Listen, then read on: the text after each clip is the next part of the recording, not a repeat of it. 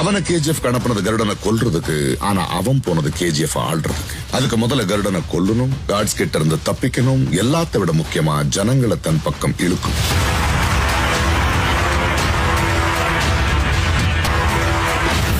அங்க அந்த 3 கைதிகள்ல ஒருத்தனா வந்து எல்லாருக்கும் முன்னாடி கருடனை கொன்னா.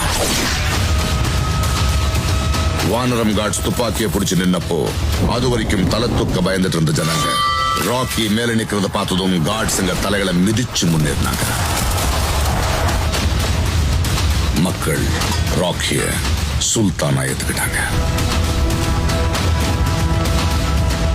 நீங்க சொன்ன மாதிரி இந்த போட்டியில ஜெயிச்சு ஒரு கேங்ஸ்டர் இல்ல சார், ஒத்தையா வந்து புகுந்து அடிச்ச மான்ஸ்டர்.